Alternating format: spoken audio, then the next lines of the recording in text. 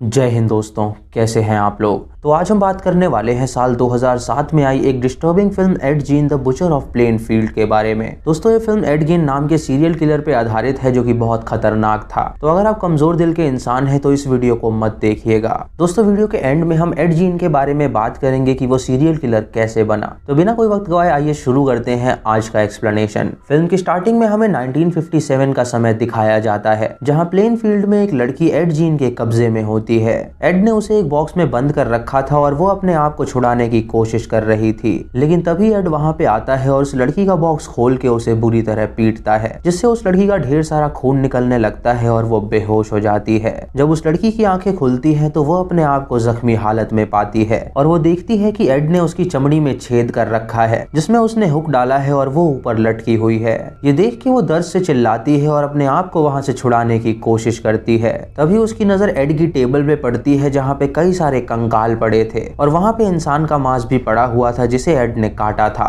ये देख के वो हिम्मत करती है और अपनी चमड़ी से हुक को निकाल के वहाँ से भागने लगती है, लेकिन तभी एड वहाँ पे आके उसे पकड़ लेता है और उसके बाद वो उस लड़की का शरीर काटता है और उसके मांस को भी खाता है। फिर हमें बॉबी मेसन नाम का एक डिप्यूटी दिखाया जाता है जो उसी रास्ते से गुजर रहा था। रास्ते में उसे उसी लड़की की गाड़ी दिखती है जिसके शीशे पे खून लगा हुआ था। ये देख के वो समझ जाता है कि यहाँ पे जरूर क्राइम हुआ होगा, इसीलिए वो अपनी टीम को वहाँ के बारे में इत्तला करता है। अगली सुबह एड जब अपने फार्म में काम कर रहा होता है तो उससे मिलने एक गवर्नमेंट ऑफिसर आता है। वो उसे बताता है कि अब ये सारी जमीन उसकी हो गई है और गवर्नमेंट को इसमें से कुछ भी नहीं चाहिए। वो एड से पेपर पे साइन लेता है और वहाँ से चला जाता है। फिर हमें एड का रूम दिखाया जाता है जहाँ हम कई सारे कटे हुए सर को देखते हैं, जिससे हमें पता चलता है कि उसने पहले भी कई सारे मर्डर्स कर रखे हैं। इधर मेसन शेरिफ के सामने वो कार लेके आता है और उन्हें बताता है कि ये लड़की की गाड़ी है और जरूर उस लड़की के साथ कोई हादसा हुआ होगा। शेरिफ जब उस गाड़ी को देखता है तो उसके अंदर उसे गोलियां मिलती हैं और मेसन उन्हें बताता है कि जरूर ये कोई मर्डर केस है और उन्हें जल्द से जल्द उस कातिल तक पहुंचना ही होगा।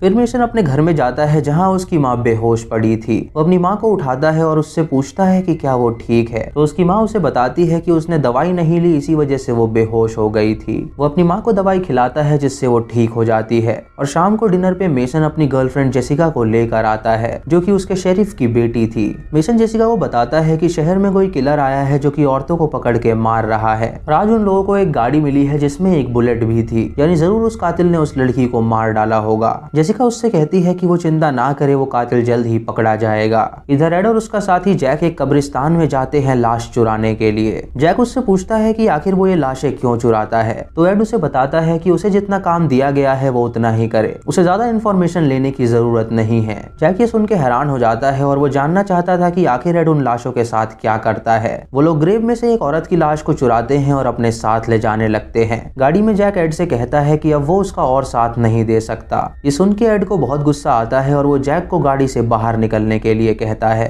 जब जैक गाड़ी से बाहर निकलता है तो एड उसे बुरी तरह पीटता है जिससे उसकी मौत हो जाती है और उसके बाद वो उसकी लाश को अपनी गाड़ी से बांधता है और उसे घसीटते हुए ले जाता है। इधर मेसन और जेसिका अपनी कार में मेकआउट कर रहे होते हैं जहाँ मेसन जेसिका से कहता है कि वो उसे कुछ देना चाहता है। वो जेसिका को एक लॉकेट देता है और उससे कहता है कि वो उससे शादी करना चाहता है। जेसिका उस लॉकेट को एक्सेप्ट कर लेती है और खुश हो जाती है। गाड़ी आता देख वो दोनों नीचे छुप जाते हैं ताकि किसी को उनके रिलेशनशिप के बारे में पता ना चल सके। मेसन नीचे छुपा होता है इसीलिए वो जैक की लाश को नहीं देख पाता और एड आराम से वहां से निकल जाता है। जेसिका मेसन से पूछती है कि आखिर वो आदमी कौन था और वो दूर के फार्म हाउस में रहता है जहाँ कोई भी नहीं आता जाता। इधर एड जैक की लाश को घसीटते हुए अपने घर पे पहुंचता है। वो अपने घर में जाता है जहाँ वो अपनी माँ को याद करता है जिससे उसे बहुत गुस्सा आता है और वो अपनी माँ की तस्वीर को फोड़ देता है। कुछ देर बाद एड फिर से कब्रिस्तान में जाता है एक बैग लेके। तभी उसके सामने कब्रिस्तान का केयर टेकर आता है जो उससे पूछता है कि वो यहाँ पे क्या कर रहा है।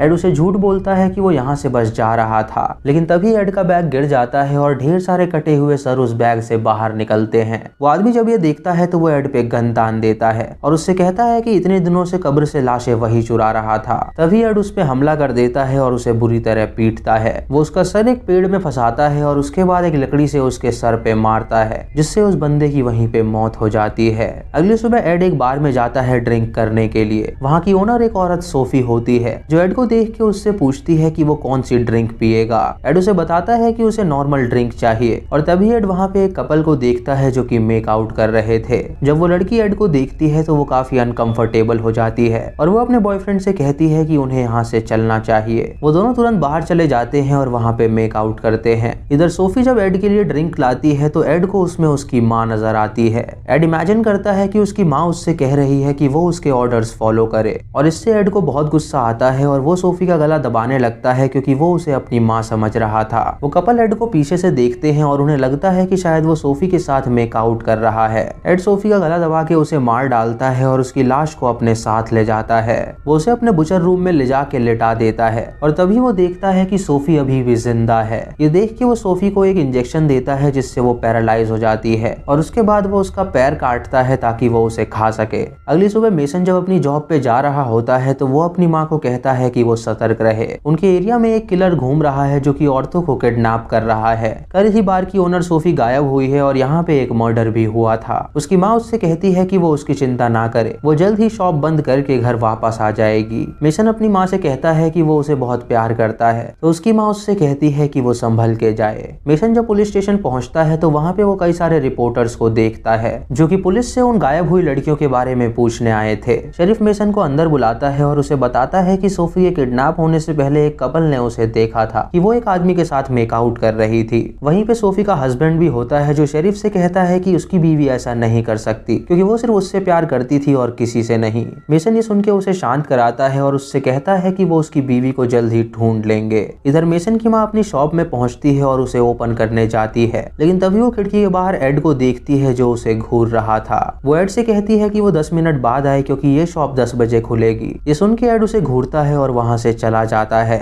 इधर मेसन अपनी गर्लफ्रेंड जेसिका को कॉल करता है और उससे कहता है कि वो घर में ही सतर्क रहे क्योंकि यहाँ पे एक किडनैपर घूम रहा है जो कि लड़कियों को किडनैप कर रहा है। जेसिका उससे कहती है कि क्यों ना वो उसके साथ रहे ताकि वो सेफ रह सके तो मेसन उसे बताता है कि वो उसके साथ चले केस सॉल्व करने के लिए। इधर एड पीछे के रास्ते से शॉप में दाखिल हो जाता है और मेसन की माँ जब उसे देखती है तो वो काफी डर जाती है। वो एड से पूछती है कि वो कहाँ से आया तो वो उसे बताता है कि पीछे का दरवाजा खुला हुआ था। एड वहां से जब कुछ रस्सियां उठाने जाता है तो उसके हाथ में चोट लग जाती है जिससे उसकी उंगली से खून निकलने लगता है। मेसन की माँ जब ये देखती है तो वो उसकी मदद करने चाहती है लेकिन एड उसे डांटता है और उससे कहता है कि वो उससे दूर रहे। एड वहां से कुछ रस्सियां और फावड़ा खरीदता है और मेसन की माँ उसका हिसाब करने लगती है। तभी एड को मेसन की माँ में अपनी माँ नजर आती है जो उसे ऑर्डर देती है कि वो उस औरत को मार डाले।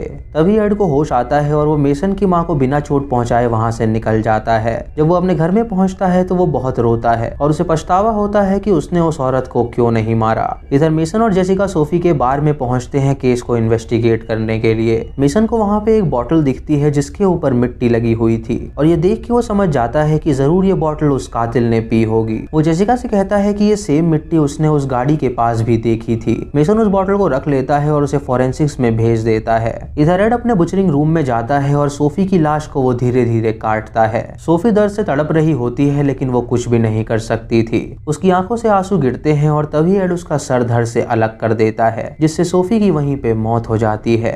रात को मेसन की माँ अपने घर में पियानो बजा रही होती है और तभी उसे उसकी दोस्त की कॉल आती है तो वो उससे बातें करती है। जब वो बाहर देखती है तो उसे खिड़की के बाहर कोई नजर आता है। अगली सुबह हम मेसन और जेसिका को देखते हैं जिन्होंने रात नदी के किनारे ही बिताई थी। मेसन की माँ जब अपने शॉप के पास जा रही होती है तो रास्ते में उसे एक छोटा लड़का मिलता है जो उससे पूछता है कि उसे मेसन से कोई काम है। उसकी माँ उससे कहती है कि वो शाम को उनके घर पे आए, वो उसे एप्पल पाई खिलाएगी और वो उसे मेसन से मिलवा भी देगी। जब उसकी माँ वहाँ से जाने लगती है तो वो शॉप तक नहीं पहुँचती। इधर कुछ देर बाद मेसन की माँ की शॉप में कुछ ग्राहक आते हैं और वो शॉप को खुला देख के हैरान हो जाते हैं क्योंकि उसकी माँ वहाँ से गायब हो गई थी। इधर शेरिफ रिपोर्टर को बताता है कि आज सुबह ही एक लेडी अपनी शॉप से गायब हो गई है और जरूर ये काम उसी किडनैपर का है और वो उसे जल्दी पकड़ लेंगे। मेसन और जेसिका जब घर जाने के लिए निकल रहे होते हैं तो शेरिफ उन्हें कांटेक्ट करता है। वो मेसन को बताता है कि उसकी माँ गायब हो गई है तो वो जल्द से जल्द ऑफिस में आए। ये सुन के मेसन को बहुत धक्का लगता है और वो डर जाता है। इधर हम एड को देखते हैं जो कि अपने घर में सोफी की चमड़ी पहन के खड़ा हुआ था। वो अपने आप को आईने में देखता है और बहुत खुश होता है। इधर मेसन अपनी माँ की खबर सुन के बहुत तेज गाड़ी चला रहा था, इसीलिए अचानक अचानक उसकी गाड़ी पलट जाती है और उसका एक्सीडेंट हो जाता है।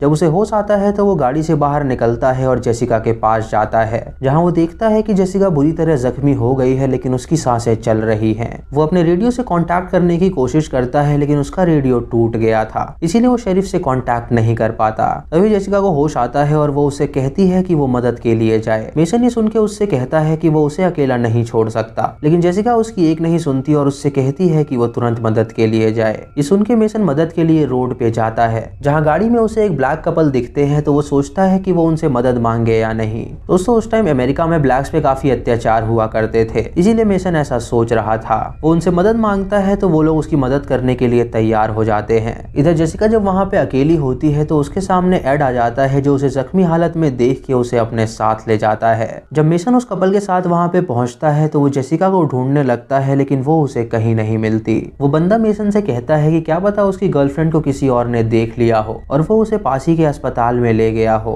मेसन ने सुन के उससे कहता है कि वो उसके ऑफिस में चले, उसे एक कॉल करना है। इधर एड जेसिका को अपने बुचरिंग रूम में लाता है, जहाँ पे वो उसे टेबल पे लिटा देता है। जेसिका उससे कहती है कि वो उसके साथ क्या करने वाला है, तो एड उसका कोई भी जवाब नहीं देता। वो उसकी पैर की टूटी हुई हड्डी को जोड़ता है, जिससे जेसिका जोर से चिल्लाती है और उसके बाद वो उसके पैर को ट्रीट करता है, जिससे जेसिका बेहोश हो जाती है। इधर मेसन ऑफिस में पहुंच के हॉस्पिटल में कॉल करता है, जहां हॉस्पिटल वाले उसे बताते हैं कि कोई भी लड़की को लेके यहाँ पे नहीं आया है। इधर शेरिफ इन्वेस्टिगेशन में लगा होता है और उसका डिप्यूटी एक आदमी को लेके आता है जिसने कुछ देखा था। वो आदमी शेरिफ को बताता है कि आज दोपहर में उसने एड जीन को देखा था, जो कि अपनी गाड़ी लेके जा रहा था और उसकी गाड़ी से किसी औरत के पैर बाहर निकले हुए थे।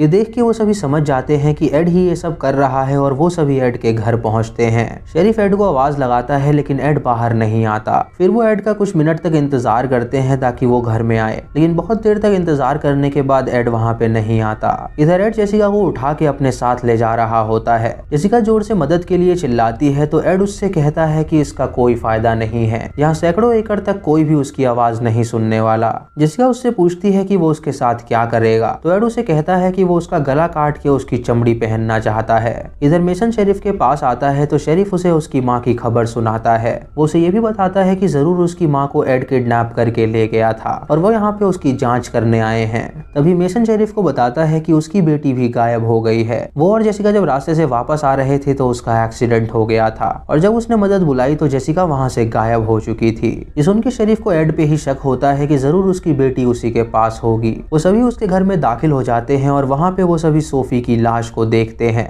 जिसकी चमड़ी को एड ने निकाल लिया था। ये देख के वो समझ जाते हैं कि ये सभी एड कर रहा है और बाहर जाके वो सोफी के पति को सारी बात बताते हैं। ये सुन के उसका पति रोने लगता है क्योंकि उसकी बीवी मर चुकी थी। शेरिफ मेसन से कहता है कि वो बार में जा रहा है चेक करने के लिए, तो वो यहीं पे इंतजार करे। जब वो सभी बान में जाते हैं तो वहाँ पे उन्हें मेसन की माँ की लाश मिलती है, जिसे एड ने हुक से उल्टा टांग रखा था और उसे बीच में से काट रखा था। ये देख के शेरिफ उल्टी कर देता है और वो अपने साथियों से कहता है कि वो उसकी लाश को उतार दे, क्योंकि मेसन अगर अपनी माँ को इस हालत में देखेगा तो उसे अच्छा नहीं लगेगा। शेरिफ मेसन के पास जाके उसे बताता है कि उसकी माँ की लाश उन्हें अंदर मिली है। ये सुन के मेसन रोने लगता है और अपनी माँ की लाश के पास जाता है। वो रोते हुए अपनी माँ से कहता है कि वो उस कातिल से बदला जरूर लेगा। उसके बाद वो सभी आसपास ही जेसिका को ढूंढने लगते हैं और जब मेसन फार्म की ओर जाता है तो उसे वहाँ पे जेसिका का लॉकेट मिलता है, जिसे देख के वो समझ जाता है कि जरूर जेसिका कहीं आसपास होगी। वो जेसिका को पुकारता है तो जेसिका उसकी आवाज सुन लेती है। वो तुरंत एक पत्थर उठा के एड पे हमला करती है और वहाँ से भागने की कोशिश करती है, लेकिन एड उस पे गन तान देता है और उससे कहता है कि वो उसे मार डालेगा।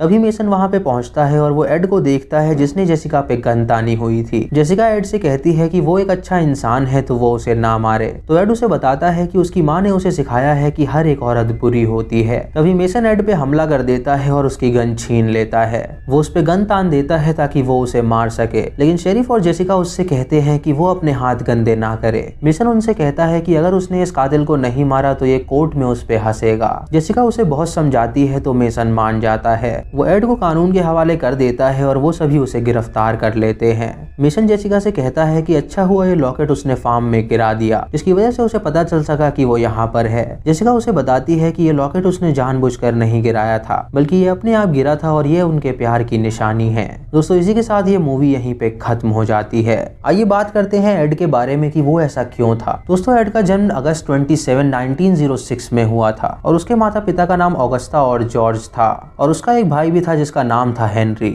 ऑगस्टा अपने पति को बहुत हेट किया करती थी क्योंकि वो एक अल्कोहलिक था और शराब पी के वो उसे अक्सर मारा पीटा करता था। एड का बड़ा भाई जॉर्ज एक ग्रोसरी शॉप ओन करता था, लेकिन उसका बिजनेस नहीं चला था, इसीलिए उसने उस शॉप को बेच दिया था। उसके बाद जीन फैमिली वहां से शिफ्ट हो गई और वो एक फार्म में रहने लगी जो कि 155 एकड़ तक फैला हुआ था। एड की माँ उसे अक्सर कमरे में ही बंद रखा करती थी और वो उसे तभी बाहर जाने देती थी जब उसका स्कूल होता था। ऑगस्टा बहुत ही रिलीजियस थी और उसने अपने बेटे को एक गलत शिक्षा दी थी। उसने बोला था कि उसके अलावा सभी औरतें ईविल होती हैं, इसीलिए उसके बेटों में औरतों के प्रति काफी नफरत थी। एड अपने क्लासमेट्स और टीचर से ढंग से पेश नहीं आता था और वो एक ईविल की तरह हंसता था जिससे लोग डर जाया करते थे। एड का स्कूल में कोई भी दोस्त नहीं था क्योंकि अगर वो दोस्त बनाता था तो उसकी माँ उसे पीटती थी। अप्रैल 1940 को एड के पिता की हार्ट फेलियर की वजह से मौत हो गई थी। मई 16, 1944 में एड और हेनरी जब काम कर रहे थे तो अचानक उनके फार्म में आग लग गई और वहां पे फायर डिपार्टमेंट आया। जब आग को बुझाई गई तो एड को पता चला कि उसका भाई गायब है और तभी उसके भाई की लाश उसे वहीं पे मिली। पोस्टमार्टम में पता चला कि उसके भाई की मौत आग लगने की वजह से नहीं हुई थी, बल्कि उसका हार्ट फेल हो गया था, इसी वजह से उसकी मौत हुई थी। जॉर्ज की मौत के बाद ऑगस्टा पैरालाइज हो गई थी और एड ही उसका ख्याल रख रहा था और इसी कारण कुछ दिनों बाद एड की माँ की भी मौत हो गई थी। उसकी माँ की मौत के बाद एड बहुत ही अकेला पड़ गया था क्योंकि अब उसका इस दुनिया में कोई भी नहीं था। नवंबर 16, 1957 में प्लेनफील्ड हार्डवेयर स्टोर की एक ओनर गायब हो गई थी। उस औरत का बेटा एक डेप्यूटी था जिसका नाम फ्रैंक था और जब वो शाम को अपनी माँ के स्टोर में गया तो उसे वहाँ पे ढेर सारा ब्लड मिला। फ्रैंक ने जब वहाँ के बिल देखे तो उसे पता चला कि एड जीन वहाँ पे लास्ट आया था और उसी के नाम का बिल वहाँ पे था, जिससे उसे पता चला कि जरूर एड ने ही उसकी माँ को किडनैप किया है। ये देख के डेप्यूटी ने शेरिफ को ये बात बताई और उन सब ने एड के घर में जाने का फैसला किया। जब वो एड के घर पहुंचे तो उन्हें एक औरत की लाश मिली जो कि उल्टी टंगी हुई थी और उसको बीच में से काटा हुआ था। उन्होंने जब ढंग से हाउस को सर्च किया तो उन्हें कुछ दिल दहला देने वाली चीजें मिली। दोस्तों वहाँ पे ढेर सारी इंसान की हड्डियां, ह्यूमन स्किन जिससे एड ने चेयर बनाई थी, उसके बेड पे फीमेल स्कल और एक इंसान के फेस मास्क जैसी बहुत सारी चीजें मिली, जिसे देख के वो सारे इंस्पेक्टर हैरान हो गए। जब एड से उन्होंने पूछताछ करी तो उसने उन्हें बताया कि वो 40 बार ग्रेवयार्ड में जा चुका है, जिसमें से 30 बार वो खाली हाथ आया है और 10 बार वो अपने साथ लाश को लेके आया था। वो उनकी लाश की स्किन निकाल लिया करता था और उनसे सामान बनाता था